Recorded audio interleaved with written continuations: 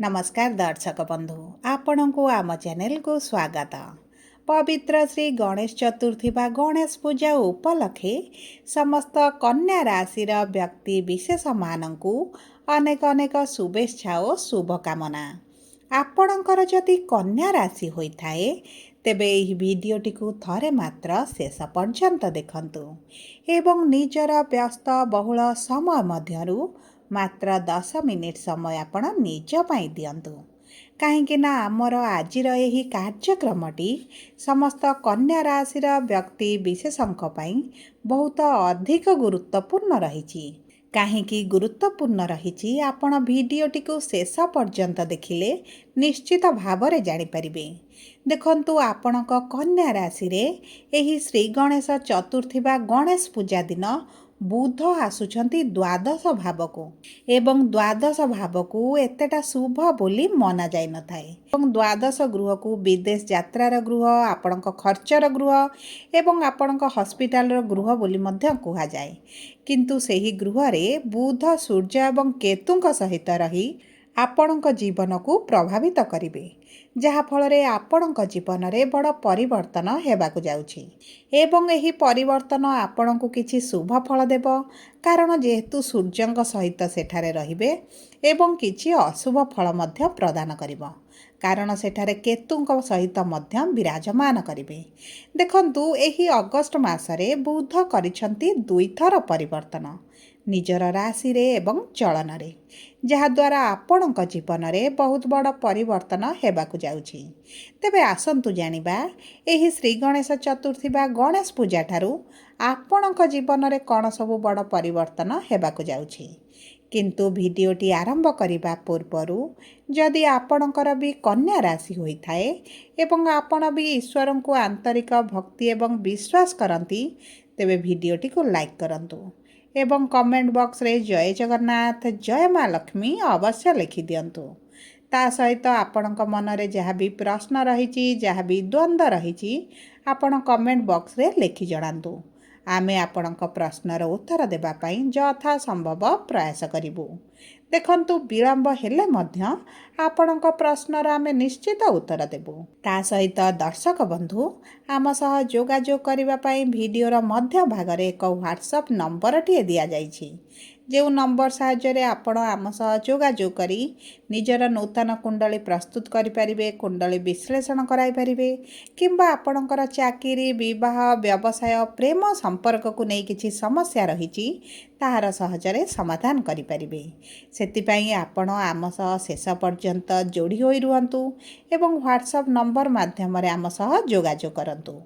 एबे आसंतु कार्यक्रमटी को आग को बढ़ाइबा एवं बुधंकर आपणकर राशिर द्वादश गृह को गोचर एही गणेश पूजा परठारु किभଳି परिवर्तन आनिबो ताहा मध्य देखिबा। किंतु ता पूर्वरु जानिबा आपणक कन्या राशि रे नवग्रहंकर स्थिति किभଳି रहिबो।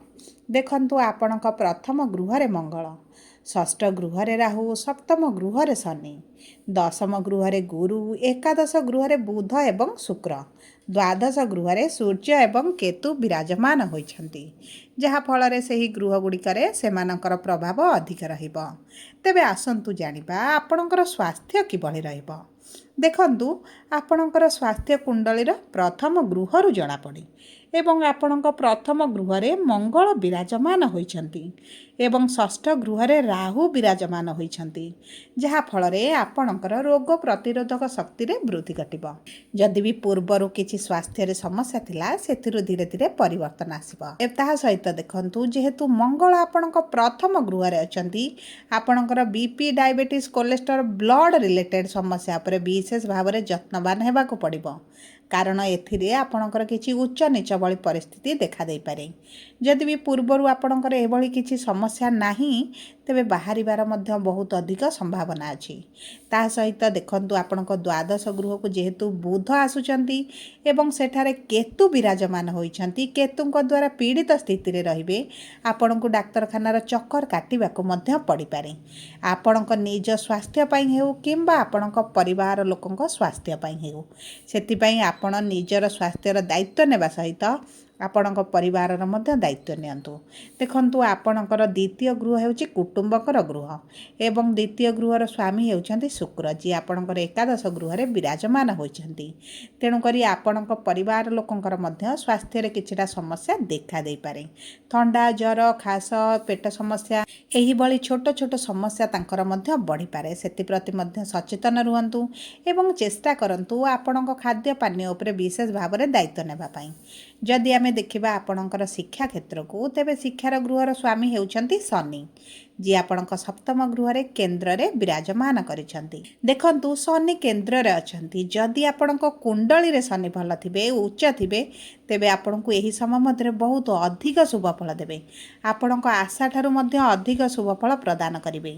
କିନ୍ତୁ ଯଦି ଆପଣଙ୍କ କୁଣ୍ଡଳୀରେ ଶନି ଖରାପ ସ୍ଥିତିରେ ଅଛନ୍ତି ଏବଂ ଆପଣଙ୍କ ପଞ୍ଚମ ଗୃହର ସ୍ୱାମୀ ହୋଇଥିବାରୁ ଆପଣଙ୍କ ଶିକ୍ଷା କ୍ଷେତ୍ରରେ ଟିକେ ସମସ୍ୟା ଦେଖାଦେଇପାରେ। ଆପଣ ଯେତେ ପରିଶ୍ରମ କଲେ ମଧ୍ୟ ଆପଣଙ୍କ ପରିଶ୍ରମ ଅନୁପାତରେ ଆପଣଙ୍କୁ ସେତେ ଅଧିକ ସଫଳତା ନ ମିଳିପାରେ। ତା ସହିତ ଯଦି ଆପଣ କିଛି ଗଭର୍ଣ୍ଣମେଣ୍ଟ ଚାକିରି ପାଇଁ ପରୀକ୍ଷା ଦେଉଛନ୍ତି, ତେବେ ମଧ୍ୟ ଆପଣଙ୍କର ସେଥିରେ ଟିକେ ସମସ୍ୟା ଦେଖାଦେଇପାରେ। ନଚେତ ଦେଖନ୍ତୁ କୁଣ୍ଡଳୀରେ ଗୋଚର ଅନୁସାରେ ସୂର୍ଯ୍ୟ ଆପଣଙ୍କର ଦ୍ୱାଦଶ ଗୃହକୁ ଆସିବେ ଏବଂ ସେପ୍ଟେମ୍ବର ମାସରେ ଆପଣଙ୍କ ପ୍ରଥମ ଗୃହରେ ରହିବେ। ସେହି ସମୟ ମଧ୍ୟରେ ସରକାରୀ ଚାକିରି ପାଇଁ ବହୁତ ଭଲ ଯୋଗ ବନୁଛି। ଆପଣଙ୍କର ଯଦି ସରକାରୀ ଚାକିରିର ପ୍ରିପାରେସନରେ ଅଛନ୍ତି, ସରକାରୀ ଚାକିରି ପାଇଁ ପରୀକ୍ଷା ଦେଉଛନ୍ତି, ଇଣ୍ଟରଭ୍ୟୁ ଦେଉଛନ୍ତି କିମ୍ବା ଏଣ୍ଟ୍ରାନ୍ସ ଦେଉଛନ୍ତି, ତେବେ ଆପଣଙ୍କ ଚାକିରି ହେବାର ମଧ୍ୟ ସମ୍ଭାବନାଟି ବଢ଼ିଯାଉଛି। କିନ୍ତୁ ସବୁ ପରେ ଦେଖନ୍ତୁ ଆପଣଙ୍କ କୁଣ୍ଡଳୀରେ ସରକାରୀ ଚାକିରିର ଯୋଗ ଅଛି କି ନାହିଁ ତାହା ସବୁଠାରୁ ଗୁରୁତ୍ୱପୂର୍ଣ୍ଣ। ଯଦି ଆପଣଙ୍କ କୁଣ୍ଡଳୀରେ ସରକାରୀ ଚାକିରିର ଯୋଗ ଅଛି, ତେବେ ନିଶ୍ଚିତ ଚାକିରି ହେବ। ଯଦି ଆପଣଙ୍କର ସରକାରୀ ଚାକିରିର ଯୋଗ ନାହିଁ, ତେବେ ଆପଣଙ୍କ ପରିଶ୍ରମର ଆପଣଙ୍କୁ ସଠିକ୍ ମୂଲ୍ୟ ନ ମିଳିପାରେ। ଯଦି ଆମେ ଦେଖିବା ଆପଣଙ୍କର ପ୍ରେମ ସମ୍ପର୍କକୁ, ତେବେ ପ୍ରେମ ସମ୍ପର୍କ ଆପଣଙ୍କର ମଧ୍ୟମ ଧରଣର ରହିବ। କାରଣ ଆପଣଙ୍କ ରାଶିର ସ୍ୱାମୀ ଦ୍ୱାଦଶ ଗୃହରେ ରହୁଛନ୍ତି। ଆପଣଙ୍କ କନ୍ୟା ରାଶିର ସ୍ୱାମୀ ହେଉଛନ୍ତି ବୁଧ, ଯିଏ ଆପଣଙ୍କ ଦ୍ୱାଦଶ ଗୃହରେ ରହିବେ, କେତୁଙ୍କ ଦ୍ୱାରା ପୀଡ଼ିତ ରହିବେ। ଯାହାଫଳରେ ଆପଣଙ୍କ ମନରେ କିଛିଟା ଛୋଟ ଛୋଟ କଥାକୁ ନେଇ ଝଗଡ଼ା, ମନମାଳିନ, ମତଭେଦ କିମ୍ବା ଆପଣ ଅସନ୍ତୋଷ ରହିପାରନ୍ତି। ଏହିଭଳି ଛୋଟ ଛୋଟ ସମସ୍ୟା ଦେଖାଦେଇପାରେ। କିନ୍ତୁ କୌଣସି ବଡ଼ ସମସ୍ୟା ଆପଣ ଦେଖିବେ ନାହିଁ କିମ୍ବା ସମ୍ପର୍କରେ ପାର୍ଥକ୍ୟ ମଧ୍ୟ ଆସିବ ନାହିଁ। ଯଦି ବି ଆପଣଙ୍କ ସାଥୀଙ୍କର ଜିଦି ସ୍ୱଭାବ ବଢ଼ିପାରେ, କିନ୍ତୁ ଆପଣଙ୍କ ସମ୍ପର୍କ ପାଇଁ ଏତେଟା ପ୍ରଭାବ ପକାଇବନି। ଯଦି ଆମେ ଦେଖିବା ଆପଣଙ୍କ ବିବାହର ଯୋଗକୁ, ତେବେ ଦେଖନ୍ତୁ ବିବାହର ଗୃହରେ ଶନି ବିରାଜମାନ ହୋଇଛନ୍ତି। କିନ୍ତୁ ଆପଣଙ୍କର ଗୁରୁ ଯେହେତୁ କେନ୍ଦ୍ରରେ ଅଛନ୍ତି, ଦଶମ ଗୃହରେ ଅଛନ୍ତି ଏବଂ ଆପଣଙ୍କ ରାଶିକୁ ଦୃଷ୍ଟି ଦେଉଛନ୍ତି, ବିବାହ ପାଇଁ ମଧ୍ୟ ଭଲ ସଂଯୋଗ ବନୁଛି। ଏହି ସମୟ ମଧ୍ୟରେ କନ୍ୟା ରାଶିର ବ୍ୟକ୍ତିବିଶେଷମାନେ ଯଦି ବିବାହ ପାଇଁ ଯୋଜନା କରୁଛନ୍ତି, ତେବେ ବିବାହ ହେବାର ମଧ୍ୟ ସମ୍ଭାବନା ବଢ଼ିଯାଉଛି। କିନ୍ତୁ ସବୁ ପରେ ଯଦି ଆପଣଙ୍କର ବିବାହ ପ୍ରସ୍ତାବ ଆସୁନି କିମ୍ବା ବିବାହରେ ବିଳମ୍ବ ହେଲାଣି କିମ୍ବା ଆପଣଙ୍କର ବିବାହରେ ବାଧା ବିଘ୍ନ ବିଭିନ୍ନ ପ୍ରକାର ଅର୍ଚ୍ଚନା ଆସୁଛି କିମ୍ବା ଆପଣ ଦେଖୁଛନ୍ତି ବିବାହ ପ୍ରସ୍ତାବ କହୁଛନ୍ତି ଆସୁନାହାନ୍ତି, କୌଣସି କାରଣ ନା କାରଣବଶତଃ ଆପଣଙ୍କର ବିବାହରେ ରୋକ ଲାଗିଛି, ତେବେ ଜାଣି ରଖନ୍ତୁ ଯେ ଆପଣଙ୍କ କୁଣ୍ଡଳୀରେ ଗୁରୁ ପୀଡ଼ିତ ଅଛନ୍ତି। ଗୁରୁ ନୀଚ ଅଛନ୍ତି, ଶତ୍ରୁ ଗୃହରେ ଅଛନ୍ତି, ଶତ୍ରୁ ରାଶିରେ ଅଛନ୍ତି କିମ୍ବା କୌଣସି ଖରାପ ଗ୍ରହଙ୍କ ପ୍ରଭାବରେ ରହିଛନ୍ତି, ଯାହାଫଳରେ ଗୁରୁଙ୍କର ଶୁଭ ଫଳ ଆପଣଙ୍କ ପାଖରେ ପ୍ରାପ୍ତି ହେଉନି। ତେଣୁକରି ଆପଣଙ୍କ କୁଣ୍ଡଳୀକୁ ବିଶ୍ଳେଷଣ କରାନ୍ତୁ, ଗୁରୁଙ୍କର ସ୍ଥିତି ଜାଣନ୍ତୁ। ଯଦି ବି ଗୁରୁ ପୀଡ଼ିତ ଅଛନ୍ତି, କିଛିଟା ଉପାୟ କରନ୍ତୁ ଏବଂ ଗୁରୁଙ୍କ ଠାରୁ ଶୁଭ ଫଳ ପ୍ରାପ୍ତି କରନ୍ତୁ। ଯଦି ଆମେ ଦେଖିବା ଆପଣଙ୍କର କର୍ମକ୍ଷେତ୍ରକୁ, ତେବେ ଦେଖନ୍ତୁ ଆପଣଙ୍କ କର୍ମର ଗୃହରେ ଗୁରୁ ବିରାଜମାନ କରିଛନ୍ତି, ଯାହାଫଳରେ ଆପଣଙ୍କ କର୍ମକ୍ଷେତ୍ରରେ ବହୁତ ଅଧିକ ଶୁଭ ସଫଳତା ଆପଣଙ୍କୁ ମିଳିବ। କାରଣ ଆପଣଙ୍କ ଭାଗ୍ୟର ଗୃହର ସ୍ୱାମୀ ଆପଣଙ୍କ ଏକାଦଶ ଗୃହରେ, ଗୁରୁ ରହିଛନ୍ତି ଦଶମ ଗୃହରେ। ଦେଖନ୍ତୁ ବ୍ୟବସାୟୀ ହୁଅନ୍ତୁ କିମ୍ବା ଚାକିରି କରିଥାନ୍ତୁ, ଉଭୟଙ୍କ ପାଇଁ ବହୁତ ଭଲ ସମୟ ଆସିଛି। ଏହି ସମୟ ମଧ୍ୟରେ ଯଦି ଆପଣଙ୍କ ଚାକିରିରେ ପ୍ରମୋସନ୍ ହୋଇଯିବ କିମ୍ବା ଆପଣଙ୍କର ଇନକମ୍ ବଢ଼ିଯିବ, ସାଲାରୀ ଇନକ୍ରିମେଣ୍ଟ ହୋଇଯିବ, କିଛି ନା କିଛି ଶୁଭ ପରିବର୍ତ୍ତନ ତ ଆପଣ ନିଶ୍ଚିତ ଭାବରେ ଦେଖିବେ। ଯଦି ଆପଣ ବ୍ୟବସାୟ କରୁଛନ୍ତି, ତେବେ ଗଣେଶ ପୂଜା ପରଠାରୁ ଆପଣଙ୍କ ବ୍ୟବସାୟରେ ବହୁତ ଅଧିକ ଲାଭ ହେବ। ଏବେ ଯେଉଁ ଖରାପ ପରିସ୍ଥିତି ଦେଖୁଛନ୍ତି, ଯେଉଁ ମାନ୍ଦା ପରିସ୍ଥିତି ଦେଖୁଛନ୍ତି, ବ୍ୟବସାୟରେ ଲସ୍ ଦେଖୁଛନ୍ତି କିମ୍ବା ଆପଣଙ୍କର ବ୍ୟାପାର ନହେଲା ଭଳି ଅନୁଭବ ହେଉଛି, ତେବେ ଏହି ସବୁ ସମସ୍ୟା ଧୀରେ ଧୀରେ ଦୂର ହୋଇଯିବ। ମୋଟାମୋଟି ଭାବେ ଦେଖିବାକୁ ଗଲେ ଆପଣଙ୍କ କର୍ମକ୍ଷେତ୍ର ପାଇଁ ଗଣେଶ ପୂଜାଠାରୁ ବହୁତ ଭଲ ସମୟ ଆସୁଛି। କିନ୍ତୁ ଆପଣଙ୍କ ସ୍ୱାସ୍ଥ୍ୟରେ କିମ୍ବା ଆପଣଙ୍କ ବ୍ୟବହାରରେ ଯଦି କିଛି ସମସ୍ୟା ଚାଲିଛି ତାହାର ସମାଧାନ ପାଇଁ ଆପଣ ପ୍ରତିଦିନ ବୁଧଙ୍କର ବୀଜ ମନ୍ତ୍ର ଜପ କରନ୍ତୁ। ତା ସହିତ ସୂର୍ଯ୍ୟଙ୍କୁ ପ୍ରାତଃ ସମୟରେ ଜଳ ଅର୍ପଣ କରନ୍ତୁ ଏବଂ ଚେଷ୍ଟା କରନ୍ତୁ ପ୍ରଭୁ ଗଣେଶଙ୍କର ପୂଜାର୍ଚ୍ଚନା କରିବା ପାଇଁ, କାରଣ ଆପଣଙ୍କ ରାଶିର ସ୍ୱାମୀ ହେଉଛନ୍ତି ପ୍ରଭୁ ଗଣେଶ। ତା ସହିତ ଆପଣ ପ୍ରତି ସୋମବାର ଦିନ ମହାଦେବଙ୍କ ମନ୍ଦିର ଯାଆନ୍ତୁ ଏବଂ ଡାହାଣ ପାର୍ଶ୍ୱରେ ଥିବା ଗଣେଶଙ୍କ ପାଖରେ ମଧ୍ୟ ପୂଜାର୍ଚ୍ଚନା କରନ୍ତୁ। ଏହା ଆପଣଙ୍କର ବିଘ୍ନକୁ ହରଣ କରିବେ। ଯଦି ଆପଣଙ୍କର କନ୍ୟା ରାଶି ହୋଇଥାଏ, ଭିଡ଼ିଓଟି କିଭଳି ଲାଗିଲା କମେଣ୍ଟ ବକ୍ସରେ ଲେଖି ଜଣାନ୍ତୁ। ଯଦି ଆପଣଙ୍କ ପ୍ରିୟଜନଙ୍କର କନ୍ୟା ରାଶି ହୋଇଥାଏ, ଭିଡ଼ିଓଟି ତାଙ୍କ ସହ ସେୟାର କରନ୍ତୁ। ଯଦି ପ୍ରଥମ ଥର ଆମ ଚ୍ୟାନେଲକୁ ଆସିଛନ୍ତି, ଚ୍ୟାନେଲଟି